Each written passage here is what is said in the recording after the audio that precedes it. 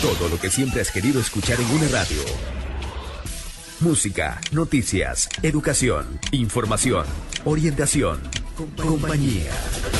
Todo, completamente todo. Radio en vivo, El Príncipe Online.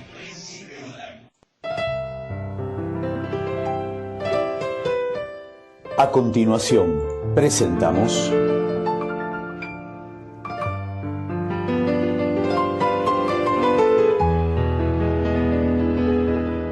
Quinta a Fondo. Un programa del PJ Digital Quinta Buenos Aires.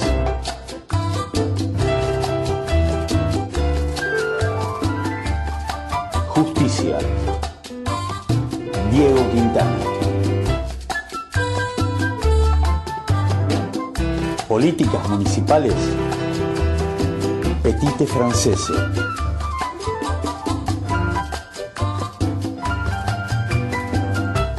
Derechos humanos. Eduardo Minervino.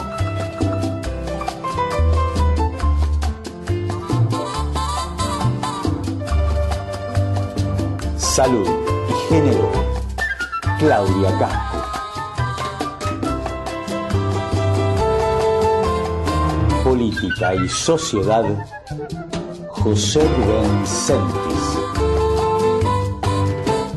Conducción, Marco Massino. Los domingos, de 10 a 12. Quinta a Fondo.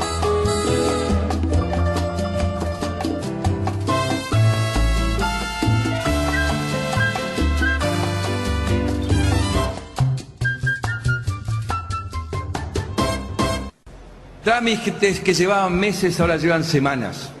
Los que llevaban semanas llevan un par de días. Por ejemplo, la ventanilla única de comercio exterior.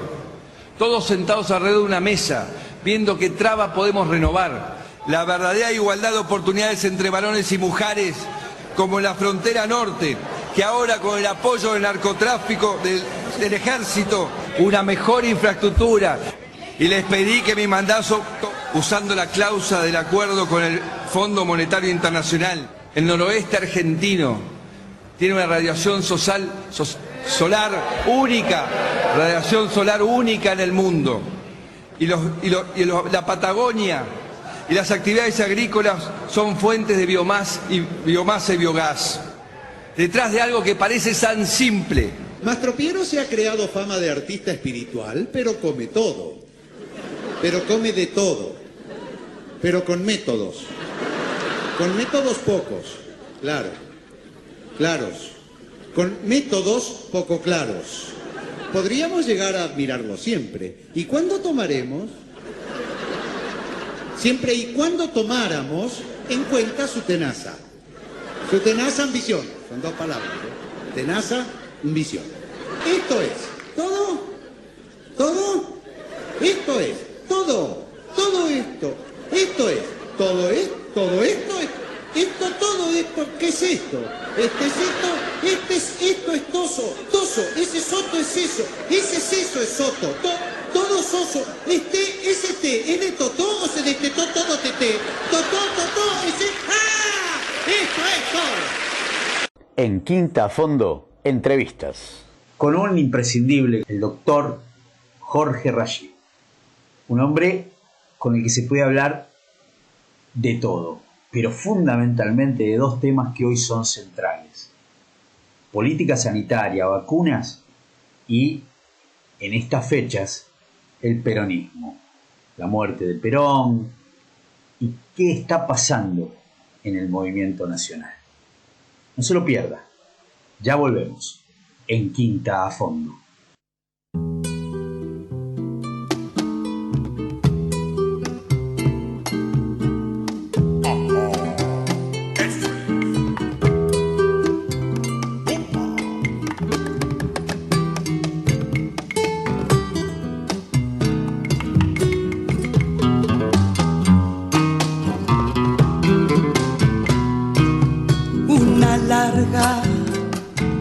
noche me envuelve, me encierra y me sobrecoge, me pierde, zamacueca, zamacueca, me pierde una larga noche.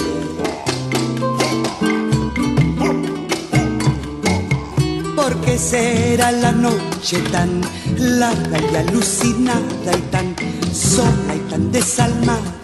Si es solo una larga noche, zamacueca, zamacueca, es solo una larga noche.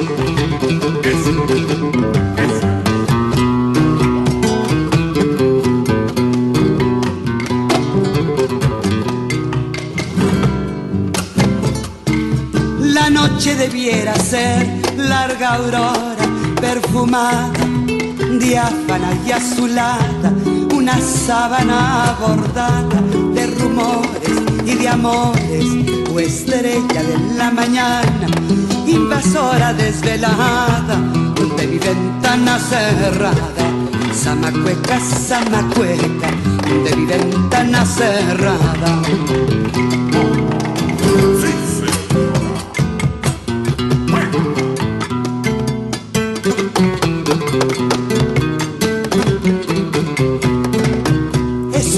Miedo, mi noche, miedo lento, lento y largo, siempre lento, siempre dentro de una larga noche, zamacueca, zamacueca, dentro de una larga noche.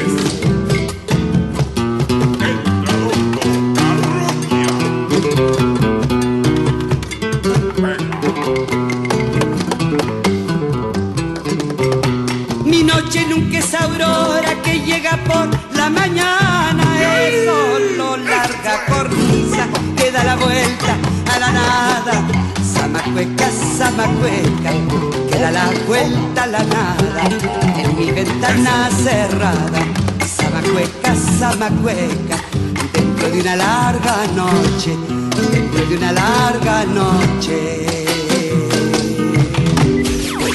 Todo lo que siempre has querido escuchar en una radio. Música, noticias, educación, información, orientación, compañía. Todo, completamente todo. Radio en vivo, El Príncipe Online.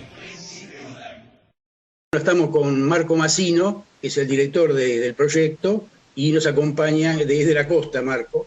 Y está Petite Francés de Chascomús, un viejo lobo del mar también, pero de la laguna en realidad, es un lobo de laguna. Y de la Bocarrita.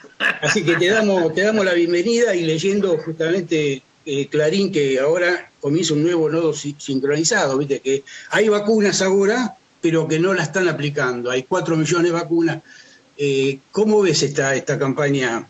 Quinta a fondo, no somos neutrales. La verdad que creo que no hay que hablar del enemigo ni de la agenda del enemigo. Nosotros estamos vacunando 2,5 millones de personas por semana, 350.000 compatriotas por día, en la provincia de Buenos Aires 130, 140.000. La verdad es que el único problema de los medios es que han dejado de ser de comunicación, son parte del problema, son parte del enemigo, hay que tomarlos como tal. Yo les puedo decir, por ejemplo, que Pfizer tiene un buen laboratorio acá en la Argentina, yo conozco su gente, conozco su laboratorio, yo no tengo ningún problema con los médicos, los bioquímicos, los trabajadores de Pfizer, ni con los medicamentos de Pfizer, pero el CEO de Pfizer lo nombra BlackRock, el principal fondo de inversión del mundo, que sería el 4º país del planeta, si eso fuese un país que maneja 8 billones de dólares, es socio del fondo Vanguard, que intentaron impedir entre los dos la renegociación de la deuda privada argentina, que además son socios de Paul Singer en el fondo MLN, que es el que nos llevó y quiso afanar, perdonen el término cotidiano, la fragata Libertad en Ghana, de juez Griesa, que es socio ese hombre, además de Donald Rumsfeld, que se murió ayer, principal traficante de armas del mundo, responsable de millones de muertes, y dueño del Tamiflu, de la gripe aviar, y nombro estos 3 fondos, no casualmente, porque los 3 operan con Goldman Sachs, que es el principal banco de inversión de los Estados Unidos, después sobre todo de la caída de Lehman Brothers. ¿Por qué nombro Goldman Sachs? Porque Goldman Sachs es el dueño del 50% del Grupo Clarín. Clarito. Yo voy a seguir la agenda de Clarín. Totalmente de acuerdo. La agenda de los fondos buitres. Claro. Jorge, dos consultas. Bueno, la primera, un comentario a pie de página. Los medios se han convertido en fines, ¿no? Pareciera. Y la otra, están anunciando algunos distritos el cruce de la vacuna Sputnik con otras vacunas. ¿Esto está aprobado? ¿Esto está conversado a nivel federal? ¿Qué información tiene usted? Marco, más que dos preguntas me hiciste. La primera es que los medios no se han convertido, han sido apropiados por los fondos buitres a nivel internacional, fondos de inversión supranacionales que han arrasado las soberanías en todos los países del mundo usando justamente estas herramientas, estos instrumentos para crear sentido, así como ustedes están tratando de que poner la balanza de la historia en el lado correcto de la vida. Y con respecto a las vacunas, mira, no hay ningún problema. Angela Merkel acaba de darse la vacuna de AstraZeneca, cuya plataforma biotecnológica es exactamente igual a la de Sputnik, que es de adenovirus, con una cascarilla de proteínas de coronavirus, y la segunda dosis se la dio, o se dio otra dosis, no digo segunda, se dio otra dosis, con el Moderna, que justamente es una biotecnología semisintética, nueva, novedosa, como Pfizer, como Johnson & Johnson, que es con el ácido desoxirribonucleico, ARN, en vez de ser ADN es ARN, y eso llevó a que hagan esta vacuna, que también es muy efectiva, las vacunas semisintéticas. En el caso de Pfizer es más difícil la logística porque tiene que conservarse 80 grados bajo cero, pero en realidad justamente creo que hoy va a salir un dictamen del Comité de Inmunología del Ministerio de Salud, que estuvieron reunidos. Yo tengo una impresión clínica, y más viendo lo que pasó con Merkel, mirá, y lo voy a poner en palabras sencillas. Si vos tenés coronavirus, generás anticuerpos, ¿no es cierto? Estás generando anticuerpos. Más anticuerpos si estás en área crítica, menos anticuerpos si pasaste más liviano. Ahora, después que tuviste coronavirus, que tenés anticuerpos, te aplicas la vacuna. Es como si te aplicases otra vacuna. ¿Te das cuenta? ¿Por qué? Porque la vacuna, las únicas vacunas que se vencen son las que no se dan, como las que encontramos del sarampión, 1.400.000 y 3 millones de la triple. Esas son las que se vencen. Las que se dan incorporan al sistema inmunológico 2 tipos de inmunología. Una, la que se mide la gente, que yo le digo, no se midan, no corran, no gasten plata, medirse anticuerpos, porque no sirve de nada. Porque hay otra inmunidad, que es la que no se mide, que ahora se las voy a explicar. La celular, ¿verdad? La memoria celular de los linfocitos T. Si yo los 4 que están ustedes, los 4 que estamos acá, nos hacemos anticuerpos de varicela, ninguno de nosotros va a tener anticuerpos de varicela. Sin embargo, si nos ataca la varicela, nuestros organismos van a salir inmunológicamente a neutralizar la varicela en la generación de anticuerpos. Entonces, ¿para qué van a medirse? A mí me llegan los compañeros y las compañeras y me dicen, mi mujer tiene más anticuerpos que yo, ¿viste? Como si eso fuese un problema. Digo, bueno, las mujeres son más inteligentes, generan más anticuerpos que nosotros. Jorge, te comunico que se incorporó a la mesa compañero Manso Diego Quintana de Necochea. ¿Cómo le va, Manso? ¿Qué dice, compañero? ¿Cómo está usted? Decinos algo de la famosa variante y su peligrosidad y contra el nivel de vacunación que tenemos, si puede ser algo tan calamitoso como se plantea, ¿no? Ninguna de las variantes, ni Manaos, ni andina, ni inglesa, ni todas las variantes que hubo antes, que las veníamos siguiendo, porque cuando recibimos la primera tanda de alfa, había significativas diferencias en la molécula entre la de Asia, la de Europa y la de Norteamérica. Porque el virus se va adaptando a circunstancias y a necesidades. ¿Lo hace porque es inteligente? No, no es inteligente, es instintivo. Entonces el virus, en la medida que va circulando, el virus no es ni siquiera un bicho, es menos que un bicho, porque no se divide, no. Tiene que parasitarse para invadirte, para poder reproducirte, porque te afana las proteínas de la célula, las enzimas se meten en la mitocondria y reproduce 100.000 veces su propio perfil. Esta es la peligrosidad de este virus. Digo esto para que se entienda. Cuando vino el virus del coronavirus, nosotros conocíamos 6 coronavirus anteriores, que no eran tan letales y no tenían problemas. Este vino, bueno, esto lo digo para decir, el virus va cambiando instintivamente, como cambia, como teje ramas caprichosas un lapacho buscando el sol si vos le construís una pared adelante. No es, nadie va a decir tengo un lapacho inteligente, ¿no es cierto? Tengo un lapacho instintivo, busca el sol. Todas las variantes, incluida la Delta, con la cual están agitando hasta ahora, todavía no constituye una nueva molécula como constituyó el COVID con respecto a las 6 coronavirus anteriores. ¿Me entendés? Por lo tanto, perfecto. ¿Puede ser más contagiosa? Sí es más contagiosa, porque cambió proteínas justamente para poder atacar gente más joven, por ejemplo, que ofrece mayor resistencia a la penetración del virus, porque es instintivo, y después va a cambiar si seguimos con 3.000 millones de personas sin vacunas en el mundo hacia otras formas para poder agredir más a los chicos. Hay 130 países que no tienen vacuna, 10 países que acumularon el 78% de las vacunas, y ahora se dan cuenta los países estos llamados centrales, no sé centrales de qué sistema solar son, pero se los llama así, y dicen, no, si con 3.000 millones, claro, con 3.000 millones puede aparecer otro COVID 2022 que sea diferente a este. Todavía eso no ha sucedido. La variante Delta sigue dentro de aquello que frena para terapia intensiva y la muerte todas las vacunas.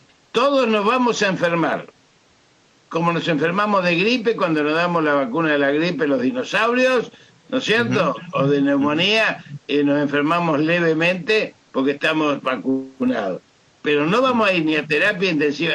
Por eso la táctica o la estrategia epidemiológica de vacunar rápidamente al 70% de la población, conseguir la inmunidad comunitaria a los fines de cerrarle el ciclo a la molécula para que se le haga difícil el ataque frente a una población vacunada. Esta es la estrategia epidemiológica, que después algunos quieren decir, no, vamos a dar las 2 dosis, ¿viste? Todas las excusas que ponen para denigrar, deteriorar o destituir al gobierno nacional. ¿Cómo ves la comunicación sobre el tema COVID en general? No solo la oficial, no solo la del gobierno, sino en globo. ¿Cómo ves la comunicación hacia el pueblo? No, la que no es del gobierno es un ataque permanente con excusas que pueden ir desde la economía versus la salud, que el virus no existe, que la pandemia es para limitar las libertades, que las vacunas no sirven para nada, que la Sputnik es de segunda categoría, que no íbamos a vacunar en diciembre y vacunamos, que no iba a llegar la segunda dosis y llegaron, que no iban a venir más vacunas y vinieron, que la presencialidad es una cuestión de vida o muerte. Todas excusas como ahora la segunda dosis, como la Delta. Esto es la comunicación del enemigo. Esa es la agenda del enemigo. La comunicación nuestra, horrible. Horrible. ¿Por qué? Porque los medios que supuestamente quieren defendernos replican y hacen de megáfono de la agenda del enemigo. Esta es mi impresión.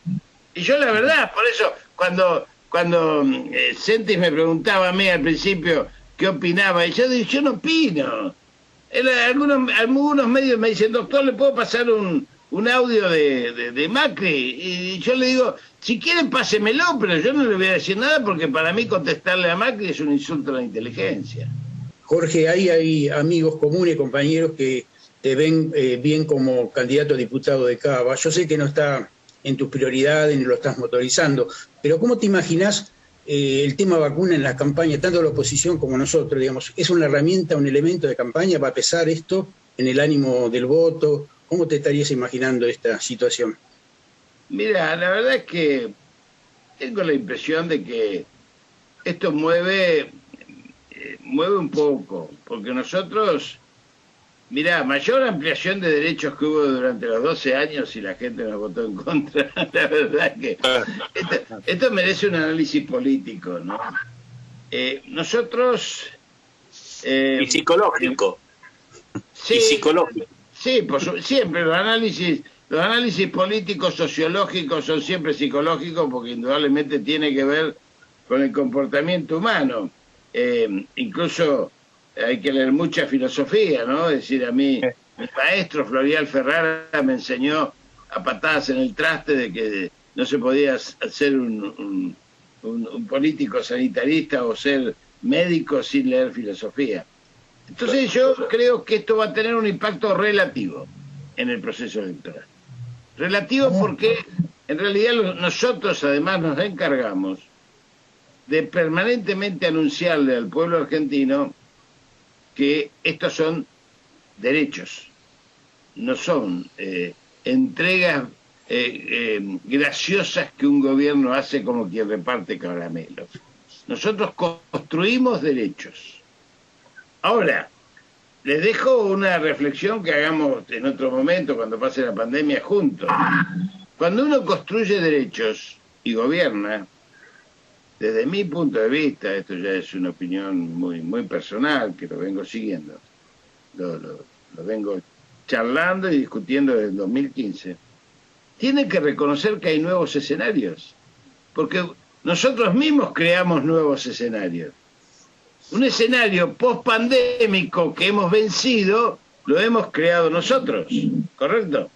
Entonces yo no puedo decirle, mira, yo te vacuné, ¿viste? Te vacuné, como diciendo el de antes, yo te conseguí trabajo. Bueno, pero ahora tengo trabajo, tengo otras demandas. ¿Me explico lo que quiero decir? Entonces yo creo que después que tengamos la inmunidad comunitaria, van a venir otras demandas que se están dando lenta, porque estamos haciendo una experiencia nueva, todos los peronistas, que es por primera vez en la historia del peronismo tener un gobierno de coalición. La toma de decisiones es más lenta y a veces nos enoja. ¿Por qué? Porque no entra. Miren, en la campaña electoral no pudimos hablar de los presos políticos. Yo soy médico de Milagros, de los presos de Jujuy y también de los presos de Ezeiza. Y no pudimos hablar de eso porque no entró en los acuerdos de campaña. No pudimos hablar de la nueva Constitución, pese a que con Zaffaroni y Cholvi, Parcesá veníamos trabajando hacía 2 o 3 años en este tema. Ni de los servicios públicos que tienen que estar, que deben ser estatizados algún día. Bueno, ¿cómo trabajamos esto? ¿Cómo damos respuesta a la demanda del pueblo? Son todas cuestiones que nosotros tenemos que analizar y discutir sin deteriorar el proceso político, porque si no, entramos en el juego binario de nuestros enemigos, de los buenos y los malos. Entonces nos agarramos con personajes que por ahí no nos gustan de nuestra propia coalición, que no tenemos por qué querernos, porque no es un club de amigos, acordamos cosas, pero antes que agarrarme con los que no quiero de nuestra propia coalición, yo tengo un enemigo que vencer, que es mucho más potente, manejado por la Embajada de Estados Unidos, que ha dicho que las vacunas chinas y rusas en América Latina constituyen un peligro para la seguridad nacional de Estados Unidos, lo cual nos lleva a un territorio muy difícil, muy escabroso, en donde por mucho menos que esto bloquearon Venezuela o bloquearon Nicaragua. Como supongo que debemos estar cerca del cierre de esta entrevista, supongo bien, no puedo dejar de consultarlo, Jorge, por el día de hoy, porque es 1 de julio. Tuteame, compañero, no me trate bastante viejo, y no digo viejo, sí, viejo. No tiene que ver con la vejez, tiene que ver con otra cosa, tiene que ver con la admiración política. No. Entre compañeros, mira, si algo tiene el peronismo, es que cuando discutimos somos todos iguales, todos democráticos. Cristina Fernández, vos, yo, todos, somos todos iguales. Y cuando se toman decisiones, somos todos verticales. Horizontales para la discusión, verticales para la decisión. Y si no, no funciona. La desaparición física del general Perón, una reflexión. Bueno, te agradezco. Acabo de escribir un posteo recién. Se me ocurrió, la única foto que a mí me gusta de Perón es, mi único heredero es el pueblo. La primera, la foto que puse es esa. Y después puse, un día Juan Domingo dejó de ser Juan Domingo y empezó a ser Perón. Fue el 17 de octubre. Hasta ese momento era Juan Domingo. Perón empieza a ser el 17 de octubre. El Perón líder, el Perón conductor, el Perón presidente, el Perón general, el Perón primer trabajador, es desde ahí. Después fue el Perón perseguido. Fue un Perón desde el exilio, con un pueblo masacrado. Después fue un Perón retornado. Y después fue un Perón ascendido al Comando Celestial. Pero el Perón, desde el Comando Celestial, nos sigue conduciendo, que es el Perón filosófico, que es el que tenemos que rescatar. Que es el Perón de la doctrina, la política, la filosofía y la ideología, que está todo escrito. Y eso nunca muere, como no muere para otros pueblos Carlos Marx o Adam Smith o los pensadores, eso no muere nunca. Es el Perón filosófico que nos sigue dando aliento para crear este mundo biocéntrico que vuelva a enamorar al hombre, los seres humanos y a la naturaleza frente a esta lógica de lo infinito. Y en esto me parece que hay que ir a la filosofía, no solamente de Perón, sino de Rodolfo Kusch y de la epistemología de la periferia y del estar situado frente a la demanda de bienes materiales que nos quiere imponer justamente el liberalismo. La figura del Papa, después de su definición, siguiendo a León, al Papa anterior, al de la Rerum Novarum, pero lo volvió a decir, que la propiedad es secundaria. Dame un pantallazo de eso. Siempre secundaria en la vida. Mirá, Alejandro Magno se hizo enterrar llevado en una camilla desnudo con 8 médicos y con los brazos colgados a los costados. Él decía, cuando me entierren que me lleven 8 médicos, para que vean que los médicos no son los dueños de la vida y la muerte.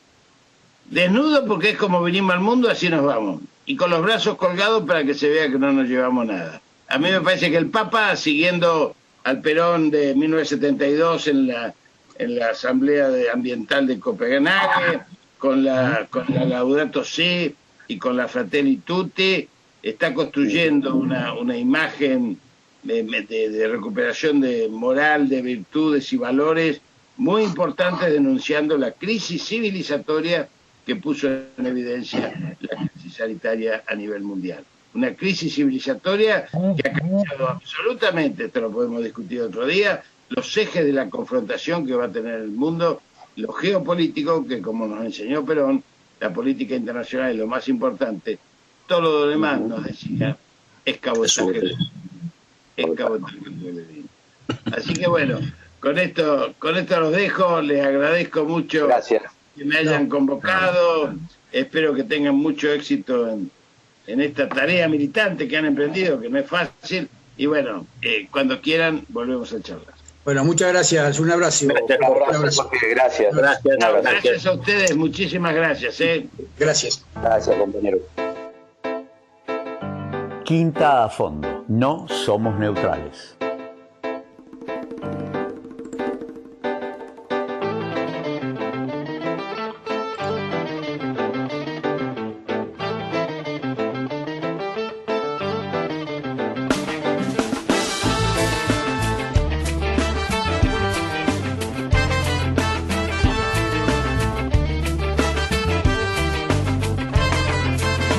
Diciendo más en los medios que mis canciones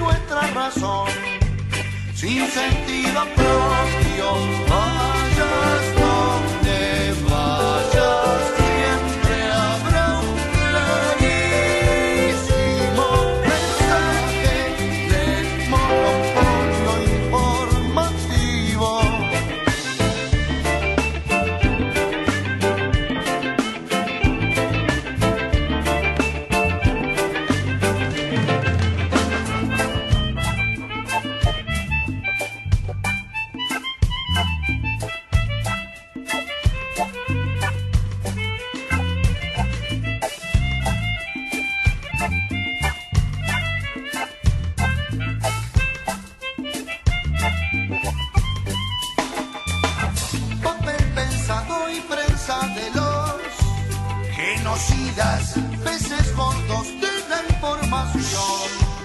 Y el silencio nace en la cultura del control y sus formas de aquel tiempo es que la información la no informa.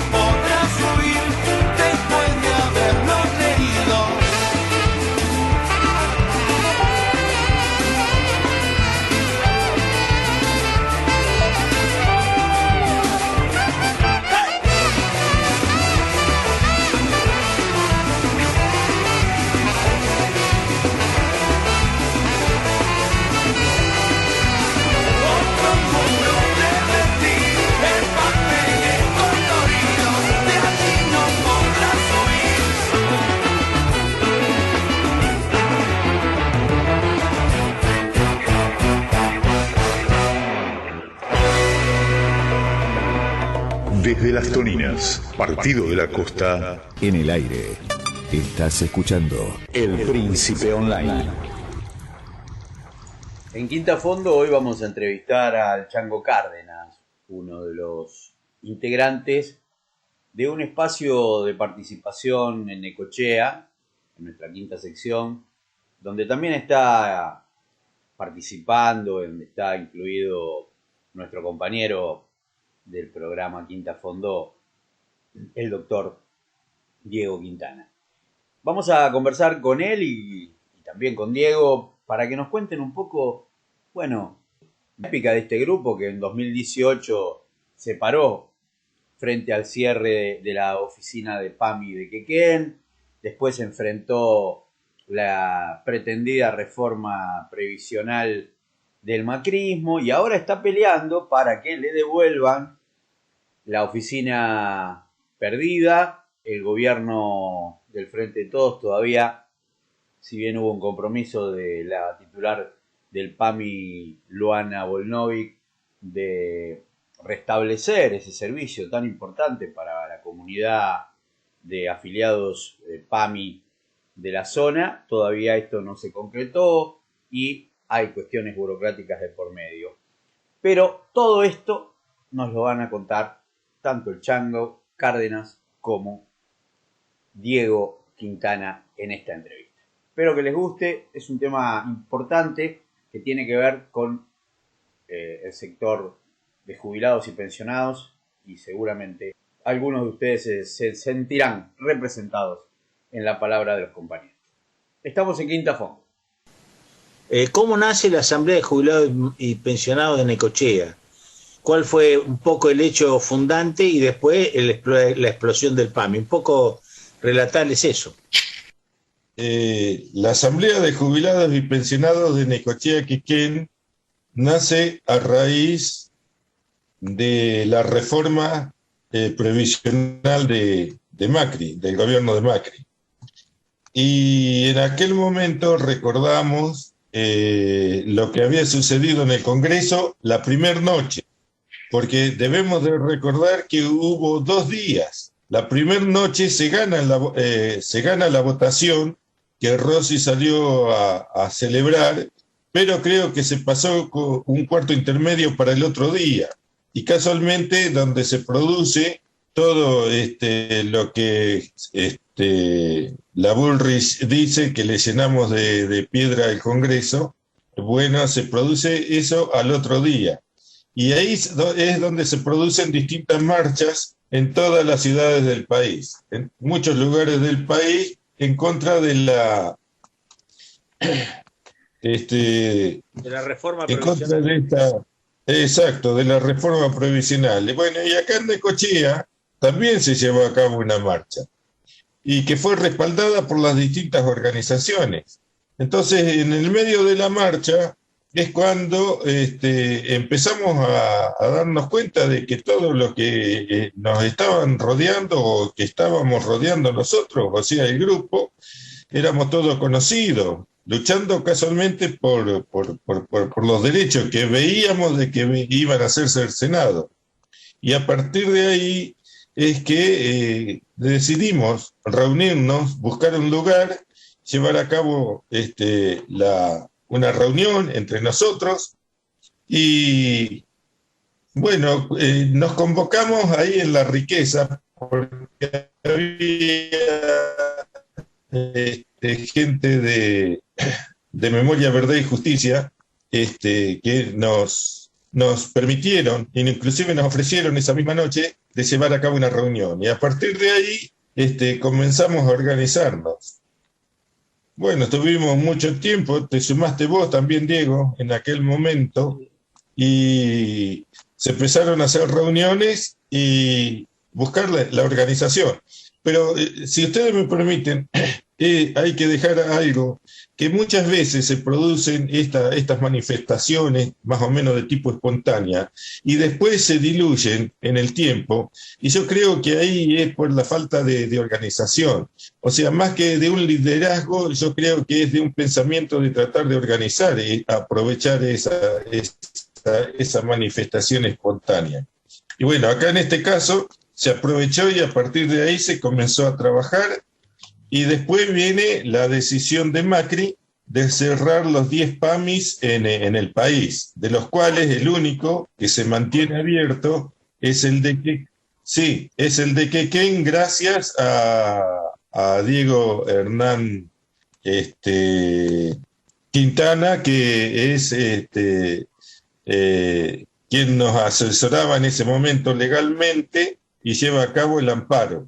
Y bueno, ahí estamos esperando la reapertura del mismo, que aparentemente dicen de hacerlo antes de fin de año, que hay una decisión política favorable con respecto a esto, pero no debemos de olvidar los otros 9 PAMI que han quedado cerrados. No sé si tenés algo más o menos ese es el relato de lo que ha sucedido. Te quería hacer acordar de las primeras movidas que hicieron ustedes fueron con el tema de los precios. Creo que eso fue antes del PAMI, ¿no?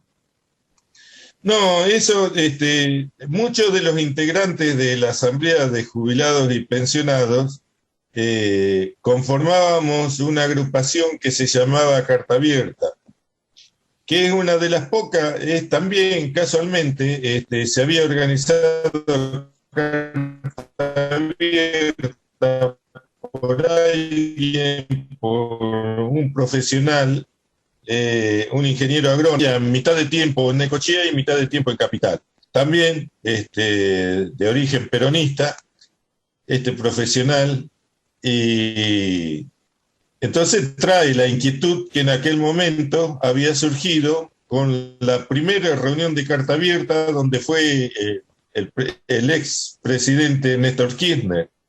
Y bueno, fue tan la inquietud que trajo para crearla en Necochea. O sea que nosotros creo que somos la segunda o tercera Carta Abierta en aquel momento del país que se creó acá en Necochea. O sea, también la mayoría de los integrantes son adherentes al peronismo. Yo coincido con Chango en el sentido de que muchas cosas espontáneas, si no tienen la carnadura o el encarne de la organización, se diluyen porque son como una hoja al viento, ¿no? Esto acá no pasó porque, primero, es un grupo muy activo de compañeros. Y en segundo lugar, el tema del recurso de amparo y el episodio del cierre de Quequén causó un poderosísimo efecto negativo en Quequén. O sea, la gente de Quequén, que habitualmente tiene una idiosincrasia muy localista, es el día de hoy que sigue reivindicando la posibilidad de separarse como partido de cualquiera que lo contenga. Antes era Lobería, ahora es Necochea. Siempre tiene reacciones muy vinculadas con esa manera de ser. Y acá pasó eso. El PAMI cerrarse en Quequén fue una tocada de cola muy fuerte que el quequenense medio acompañó las movidas de la Asamblea de Jubilados y Pensionados. En Necochea yo creo que fue la primera vez que se cortó el puente colgante y se impidió el tránsito, como si fuéramos el polo obrero en la capital, y lo mismo ocurrió con los otros puentes, si mal no recuerdo, el colgante y el de acá del puerto. Chango, corregime si me equivoco. Sí, correcto. ¿Cómo fue, Chango? Chango, ¿cómo fue la reacción del municipio, del intendente, frente a este cierre del PAMI? Bueno, acá en ese momento el intendente era Facundo López. Facundo López también es peronista. Recién casualmente la hermana es diputada nacional, Jimena López. Y bueno, me acaba de mandar un mensaje casualmente que está queriendo de que nosotros también trabajemos juntos, lógico, que eso es lo que pretendemos. De parte de ellos recibimos todo el apoyo, al contrario, ellos nos facilitaron inclusive llevar a cabo las reuniones de prensa ahí en el municipio, y la organizaba el mismo municipio. Lo que pasa es que en ese momento al gobernar Macri no le permitía absolutamente nada. Así que ese fue uno de los grandes problemas que tuvimos, pero de todos modos, de parte del intendente, recibimos todo el apoyo en todo momento.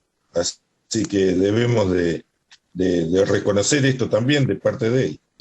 La relación que tuvo la Asamblea con el PAMI de Buenos Aires, que nos miraban desde Buenos Aires, el director del PAMI, porque en algún momento fuimos uno de los granos más importantes que salió en este tema, ¿no? Bueno, no, acá yo creo que la movida más importante que llevamos a cabo fue cuando tomamos el PAMI de Necochea. Entonces ahí le exigimos a quien era el director en ese momento, que lógicamente era un funcionario político de Macri, le exigimos de que vinieran sus superiores de Mar del Plata, porque el PAMI de Necochea y el PAMI de Quequén corresponden o mejor dicho, la instancia superior está en Mar del Plata. Bueno, a partir de ahí es que habíamos dicho, nosotros nos quedamos acá y hasta que no vengan los superiores desde Mar del Plata no nos vamos a ir. Y bueno, ahí ¿cuánto duró, Chango, la toma? ¿Cuánto duró la toma del PAMI? Yo te diría 3 horas más o menos. No, pero después tuvimos hasta las 5 de la tarde, pero ya con los funcionarios que habían llegado de Mar del Plata, porque apenas se produce, más o menos a la 1:30, 1:40, ya estaban 2 funcionarios de Mar del Plata y acá en el PAMI. Sí, directamente fuimos y hicimos eso. Yo creo de que fue una buena medida, porque no solo el amparo, sino también porque a partir de ahí nos tuvieron en cuenta, porque tuvieron que elevar nuestra queja hacia arriba, porque dijeron, bueno, esta gente indudablemente está decidida. Y bueno, damos de esta forma, yo creo, de lo que significaron para nosotros los años 70, de la forma que llevábamos a cabo nuestras inquietudes y organizándonos y sobre todo tener la decisión de llevarlas a cabo. Tango, ¿Cómo están trabajando hoy? Después, digamos, de esa experiencia que ya de alguna manera calibraron cuál era la capacidad de fuego que tenía, ¿no? Y obviamente después pasó el macrismo y volvió el gobierno peronista. ¿Cómo evalúan hoy la relación que tienen ustedes, que tienen los jubilados en general, el sector pasivo, con el gobierno nacional, con la gestión del PAMI a nivel nacional y por supuesto también la local, ¿no? ¿Ustedes cómo están visualizando el trabajo que se vino haciendo estos 2 años? Pandemia de por medio, obviamente, ¿no?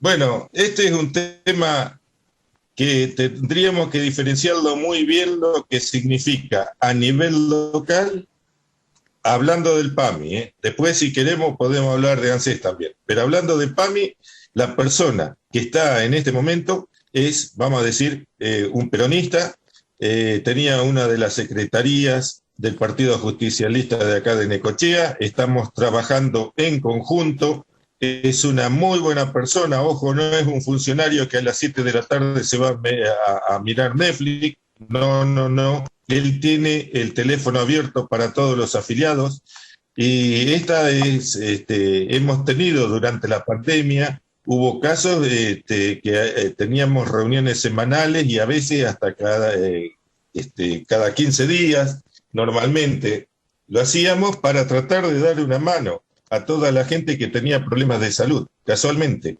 Y bueno, este muchacho, y vamos a decirlo en forma gauchesca, la verdad que se defendió como gato entre la leña, y eso nos ha permitido que, gracias a Dios, no haya habido más fallecimientos de los que hubo. Muchos compañeros se nos fueron en esta pandemia, pero hay que tener en cuenta que las dolencias que no sean por pandemia, por el coronavirus, seguían. Y bueno, entonces, casualmente ese tipo de cosas las ha tratado de solucionar. Y las ha llevado a cabo con mucho éxito. O sea, y mucho trabajo también. Eso debemos de reconocer. Yo quería agregar a lo que dice Chango algo que, un breve resumen.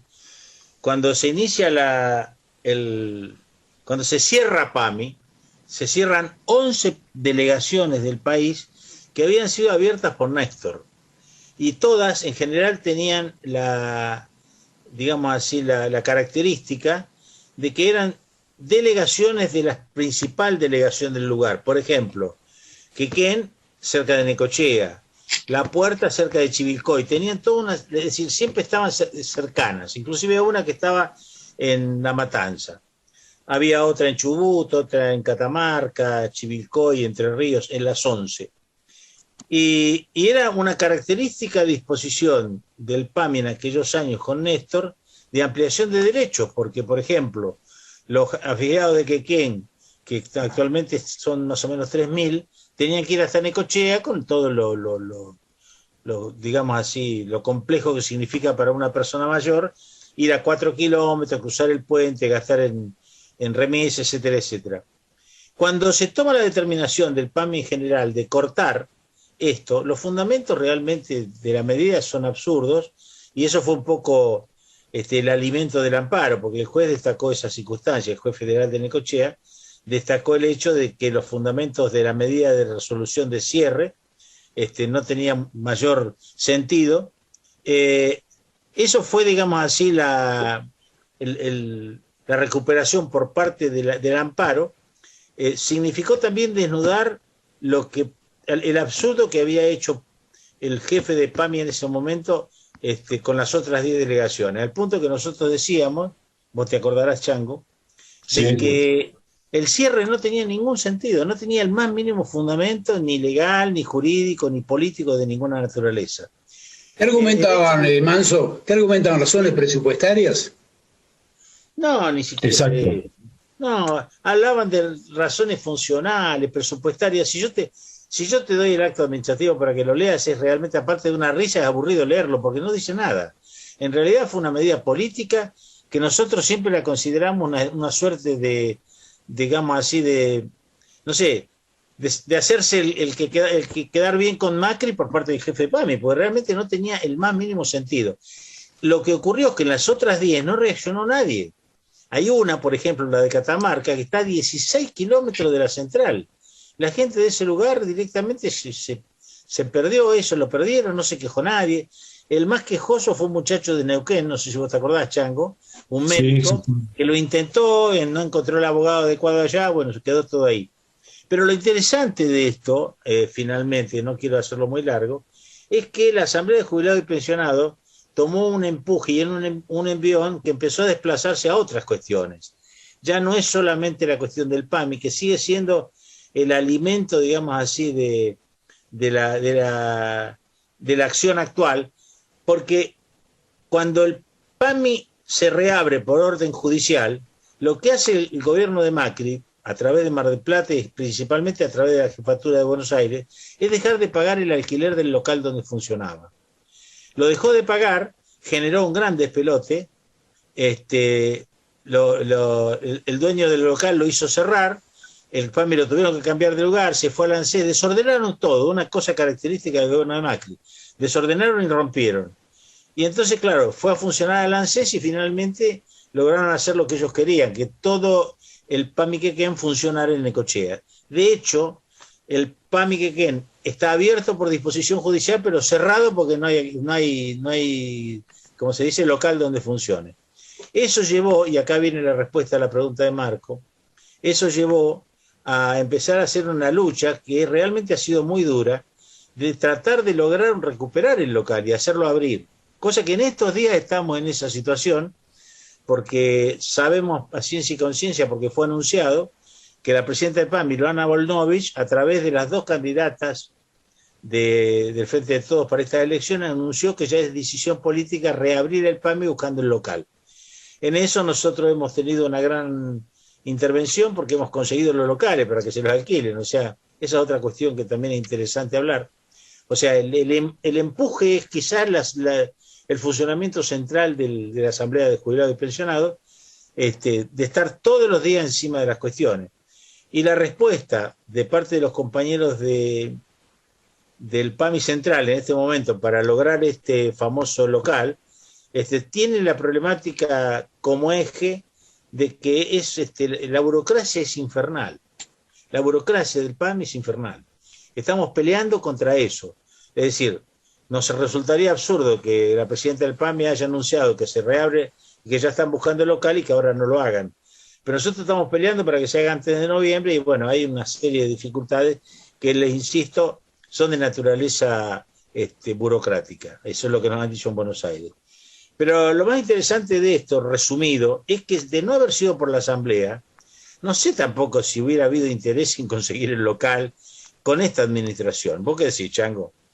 Porque el hecho de que, no, indudablemente, de que nosotros no haya mantenido vivo esto, es decir, hubiera sido muy difícil porque por motu propio, por PAMI no salía, porque esto se convirtió en un tema menor, porque 10 se cerraron y nadie más se quejó, pero sigue la queja, sigue la protesta, sigue la pelea, sigue el empuje y hemos logrado ahora hacer que digan que bueno, que ya se está buscando el local, se tiene que abrir una licitación y cuando se abra la licitación se van a presentar los interesados y lo van a alquilar, se va a presentar para alquilar.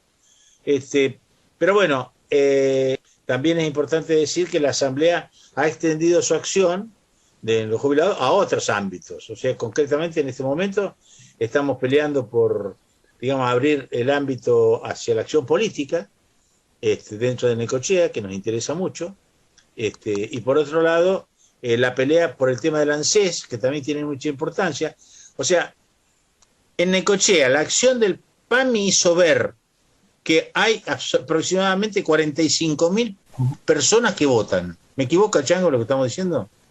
Bueno, debemos de tener en cuenta que la cantidad de afiliados al PAMI de Quequén son de 2.600 afiliados y acá del lado de Necochea más o menos andamos entre los 17.000 en total.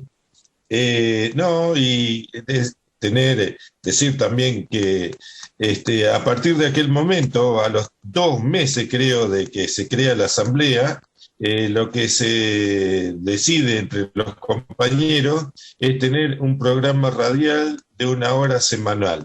Y eso fue lo que también dar información sobre lo que sucede con respecto a la salud, con respecto a los aumentos, la fecha de pago, lo que sucede en ANSES, lo que sucede en IOMA, porque muchos jubilados también son de IOMA. Bueno, todo este tipo de cosas la tratamos de condensar y se hacía una reunión semanal. En su momento estuvimos en un local que fue el local de la riqueza, que lleva el nombre de uno de los desaparecidos de acá de Necochea. Y después acordamos con el presidente del Partido Justicialista alquilar a medias un local donde se abrió una unidad básica en Quequén, y bueno, ahí trabajamos en forma conjunta también para las elecciones del 2019, porque debemos de decir, indudablemente nos tenemos que meter muchas veces en política partidaria, en este caso por lo sucedido en el gobierno de Macri. Indudablemente no queremos saber más nada de Macri, y por esa razón es que nos involucramos directamente, pero tratando siempre de diferenciar lo que es la asamblea del conjunto de los jubilados peronistas.